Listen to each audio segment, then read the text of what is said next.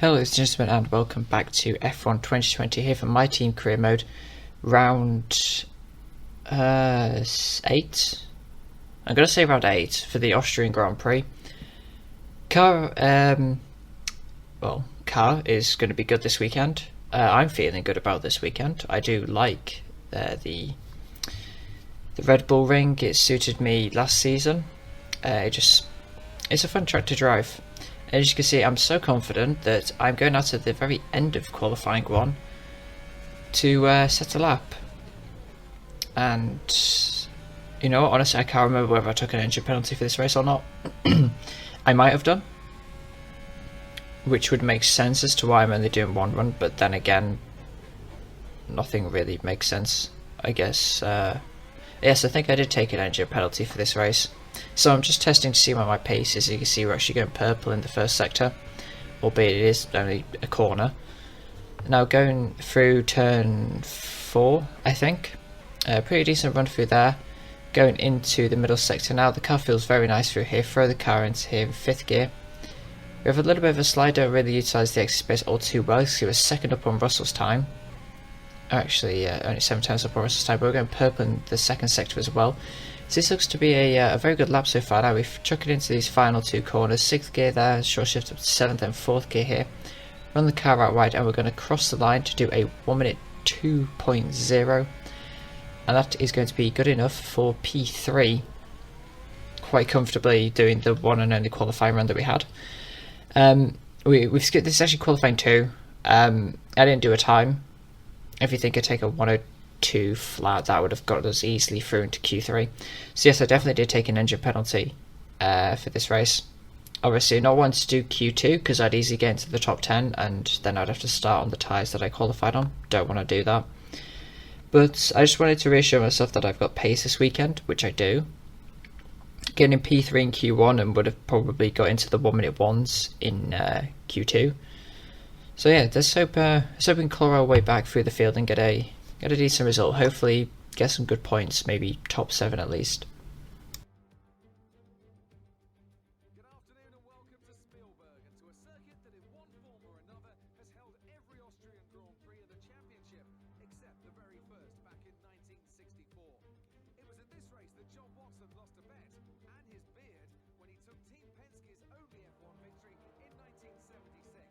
If anything, the stakes are even higher today with 25 points available for victory and a crucial advantage in the championship fight. The Spielberg circuit then is situated 700 metres above sea level, with just 10 corners making up one of the shortest laps of the season. One time around here is a distance of 2.6 miles, with the best overtaking chances into turn 1 or the tight uphill turn 3. Anthony Davidson also joins me in the commentary box today. Let's talk about Red. What do you make of their performance so far this season? They've been avoiding mistakes and have had solid pace, so it's been a good season so far, but whether they can keep it up long term remains to be seen. Let's run you through the driver grid order for today's exciting race. An immense lap from Lewis Hamilton yesterday puts him on pole position, and it's Valtteri Bottas that completes the front row. Looking down the rest of the grid, we have Ricciardo, Perez, Alexander Albon, and Sainz, Stroll, Ocon, Norris, and Charles Leclerc. Raikkonen, Verstappen, they've taken the grid penalty. Daniel Kvyat and Magnussen, Gasly, Giovinazzi, George Russell, and Roman Grosjean. De Vries, Vettel, Latifi, and Red. It's almost time for the lights to go out, so let's head down to the track and get this Grand Prix underway. So that was the grid, no real surprises as to who is at the front, and this is the strategy we are going to be doing. We're going to be doing the 2-stop. I don't really like using the hards around here. I just feel that, well, I don't need to use the hards. I could do a 1-stop, but I just feel that I would have more pace if I did this, and it'd be easier to cut my way through the field, taking the undercuts, so on and so forth. We've overfueled the car by 2 laps to fight through the field. We've got 5 red lights, and it is lights out and away we go for the Austrian Grand Prix. We get a fantastic launch compared to Latifi and Vettel. We're going to go at the inside of both of those guys, as Vettel actually says decent ERS, so that's going to stop us. And now we dive up the inside of a couple of cars, and unfortunately we get pinched on the apex, so we're going to lose all of that ground. We're going to keep the position we held on Latifi though, so I guess that's something. And Now we're hopefully going to gain a load of positions going into this hairpin as every AI car decides to go really slow here. We decide to err on the side of caution at the inside of Nick de Vries, as we don't really want to push our luck too much. And we got ourselves up to P18, so 2 corners done, or 3 corners done, and 2 positions, or 4 positions. Make that 5 as we get past Giovinazzi. We forced him out wide a little bit, but we had already had the position done at that point. And so far it's a very successful start. It starts lap 1. Obviously not too many drivers here that it's going to require a massive amount of battling. As we cut on to lap 2 now, we're going to go the inside of Nick de Vries into turn 3. We just about get him, but we didn't really want to go too deep into that corner as Magnussen was lurking on the apex, and his de Vries is actually going to come back to us here, but we're going to burn some ERS to keep hold of the position. Max Verstappen is in P14. I guess that was the only driver that didn't qualify well. Maybe he didn't hook the lap up together, had a bit of traffic, or he got a penalty for something. I honestly can't remember. So he's going to be one to watch coming through the field with myself as we make a late move on Magnussen up the inside into turn 3. And that's another position for us.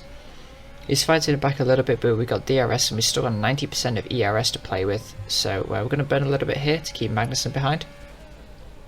And we hold on to P15.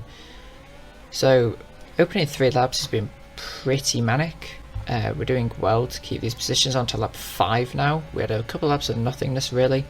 And now Gasly's looking for a move on Verstappen. I'm looking for a move on Gasly. He doesn't really attack Verstappen going into turn 3, so we get the position made on him. And that is going to be P14. Our teammate is on the medium, so he's creating a bit of a train up ahead, but he's keeping Verstappen behind. Well, it's actually Ocon that's causing a train. Maybe he's got a bit of front wing damage. Or maybe he just doesn't feel particularly happy on those tyres, but points are literally on the horizon. So hopefully we're going to make quick work of these guys. See, Raikkonen's looking at Charles Leclerc, I'm looking at Verstappen, and I'm looking at Raikkonen too. So we dive up the inside, hop on the curb a little bit, we lose the back end quite massively, but luckily for us it doesn't actually hamper our run too much. Verstappen, don't know what he was doing, he's dithering around a little bit, being caught up behind Raikkonen. And now we're going to go right around the outside of Kimi into turn 4. And hopefully we'll have the move done. It's actually Kimi gets a fantastic exit there, and he keeps hold of the position, so fair play to him. So we're stuck behind him for another lap, which is, well, another half lap, which is kind of annoying, as we come to lap 7 now. We're going to make pretty easy work of Kimi here. We're going to go to the outside. He's moving around a little bit, which is a bit off-putting, but it's whatever, as Kimi goes up our inside for some unbeknownst reason to me. And we got the position done. We actually made a little bit of contact there, I believe, because Kimi didn't want to yield the place, so he ended up losing a position to Verstappen. Now Leclerc and Ocon are going side by side here into turn 3, which is going to slow them up massively. I'm going to brake early, go up the inside. Leclerc gets a fantastic run around the outside of Ocon. Now we're going to have the DRS and overtake, so Ocon is going to be easy pickings for us. So we go around to the outside of him, and hopefully we could dive Charles Leclerc, but fortunately Ocon was still lurking on the inside, so we weren't able to cut across him. He's actually fighting this position back, so we're going to have to go the inside into turn 5 here. But we managed to get the position made. Or is that turn 6? Honestly, I don't know. The corners of Austria are so confusing. Anyway, lap 10 now. Charles Leclerc is our next victim, and that's going to put us inside the points. So we're making good progress here. Definitely, hopefully maybe looking at top 5 finish, as on lap 15 our tyres are shot. We made up some positions due to pit stops, but they were going to lose them again, because I think we're actually going to do the one stop here. We're going to go on to a set of mediums. If I've definitely dragged the tyres out to 15 laps, we're definitely doing a one stop. And we've actually got a yellow flag at the final, or the penultimate corner, and we all know what that's going to be for, because the artificial intelligence, emphasis on intelligent there, is well, we all know what happens at Austria when the AI cars, well, one decides to pit and they're in a train. So it's an Alfa Romeo, Giovinazzi I think, decides to pit, Lando Norris just drives straight into the side of him. And then he takes out Sainz, and yeah, it's just all going off back here. But at least that's one less guy I have to overtake and fight the back end of this race, as we're coming in now for our pit stop. A decent stop from the boys, 2.4 seconds, and we come out what will be hopefully P8. as Sainz goes around the outside. We're going to have to be quick on this pit exit here. Kevin Magnussen's out of the session, he retires the exit track. We come out in P10. But luckily there's not a massive train here. The Mercedes are dominating this race massively. On lap 16 we got the, well, a couple of corners later basically we got the inside of Perez. So that's already one car dispatched off. We've still got plenty of fuel to play with in the last 21 laps of this race, so I'm not overly worried about that. Our teammate is currently coming into the pits now, so that's going to give us an extra position. We could be looking at a top 5 here actually, as Perez decides to have a go back at us, go into turn 1. Sainz comes into the pits, we actually go around the outside of him because that is doable. Something that the AI they haven't really grasped yet, and we're going to be promoted up into P6 I believe with all these pit stops. And now we don't have to pit again. Ricciardo is on a set of the hard compound tyres. I believe that is Alexander Albon in P3. Stroll is 1.7 seconds up the road, but he's going to catch up to Ricciardo quite soon and get caught up behind him. So we're looking at a decent position in this race. We're definitely exceeding our goal, which I said was P7. So, you know, I'm thinking we can do well. And as we come to like 21, we've actually caught up to the back of Stroll, who's caught up to the back of Ricciardo. And now going into turn 3, we're going to go right to the outside. And we're going to hang it around the outside of both of these drivers. Stroll is on the inside of Ricciardo, who's on the inside of me, and we use our superior straight line speed to get past both of them. We have burnt a considerable amount of ERS to catch up to those two though, so we're going to have to do a little bit of saving, but luckily we got the middle sector to gain about 30 to 40% of our ERS back, and we shouldn't be too much under pressure from those guys. Albon is 6.6 up the road, and as we cut onto lap 32, Albon is only 1 second up the road. We have been having to burn ERS to catch up to him too, but luckily 5 laps remaining, we've caught to Albon, so we're going to be fighting for a podium here, and hopefully we can get past him. But the issue is, now with every lap that every lap that passes, Albon's going to get faster than us, or at least on tyre wear, because his hards are going to degrade less than mine. So we can't start 34. Indeed, our medium compound tyres have reached the 60% wear limit. I believe they're around 65% at this point.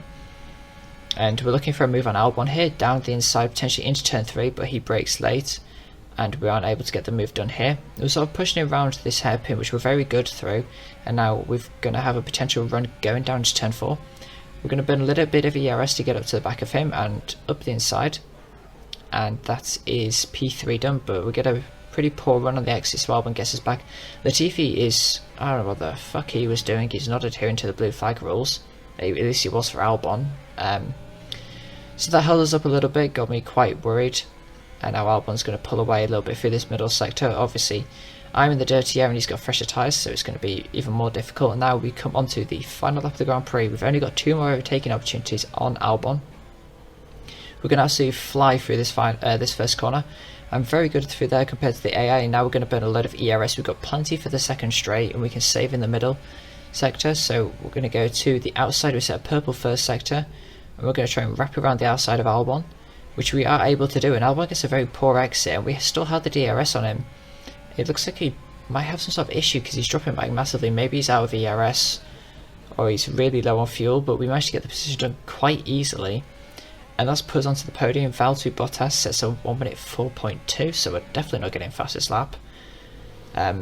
Despite getting purple in the first sector, and Albon only really has one more opportunity to overtake us, and that's going into the final corner, or the penultimate corner rather. But luckily we saved some ERS, we've got plenty of fuel to burn. We're actually going to go defensive a little bit here, but luckily he comes nowhere close to us to have us concerned. And through the final corner now, we're going to go from P20 to P3, or P22 to P3 in this race. And yeah, very, very happy with that result, to get a podium out of that. Definitely made the one-stop work. In hindsight, hard tyres may have been the way to go, but we managed to stretch the mediums out enough, and I'm very happy with my performance and the overtakes that I made during this race.